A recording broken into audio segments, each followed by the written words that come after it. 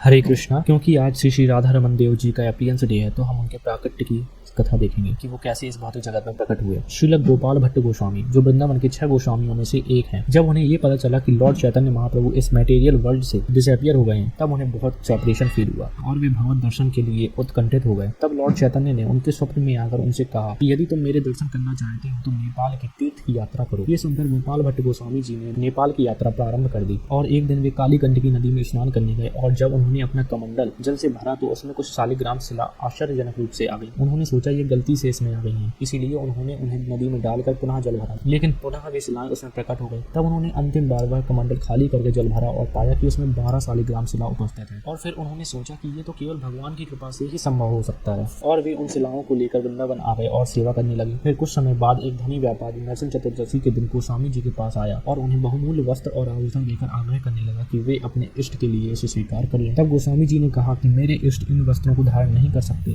तुम इन्हें किसी और को दे दो जो इसे भगवत सेवा में लगा सके। लेकिन वह व्यापारी नहीं माना और गोपाल भट्ट गोस्वामी जी को वस्त्र आभूषण देकर चला गया। तभी गोपाल भट्ट गोस्वामी जी के मन में एक विचार आया कि किस तरह नरसिंह देव जी एक पिलर को तोड़कर अपने भक्त की रक्षा करने के लिए आए थे। और फिर भगवान से प्रार्थना करने लगे कि हे प्रभु, आप बहुत कृपामय हैं, आप अपने भक्तों की सारी इच्छाएं पूरी करते हैं और मेरी इच्छा है कि मैं आपकी सेवा आपके पूर्ण स्वरूप के रूप में करूं। पूर्ण स्वरूप means the form having arms and legs and blissful smiling face with lotus eyes. ये कहकर वे विश्राम करने चले गए और प्रातः काल जब वे जागे और स्नान करके आए तब उन्होंने देखा कि जो 12 शिलाएं थी उसमें केवल 11 शिलाएं हैं और एक बहुत ही सुंदर विग्रह है जो कि दामोदर शालिग्राम शिला से प्रकट हुए हमारे श्री श्री राधा रमन देव जी हैं। और इस प्रकार भगवान ने अपने भक्त गोपाल भट्ट गोस्वामी जी की इच्छा पूर्ण की। ये दिव्य लीला 1542 में बैसाख के पूर्ण चंद्रमा अर्थात पूर्णिमा के दिन हुई थी। श्री श्री राधा रमन देव जी के बारे में बताया जाता है कि उनके चरण कमल से नाभि तक उनका रूप श्री श्री मदन मोहन जी की तरह है और वक्ष स्तर श्री श्री गोपीनाथ जी के समान है और श्री गोविंद देव जी के समान कांति में मुख है। हमें आज के दिन श्री श्री राधा रमन देव जी से प्रार्थना करनी चाहिए कि वे भी हमें अपनी शरण प्रदान करें। बोलिए श्री श्री राधा रमन देव जी की जय। हरे कृष्णा।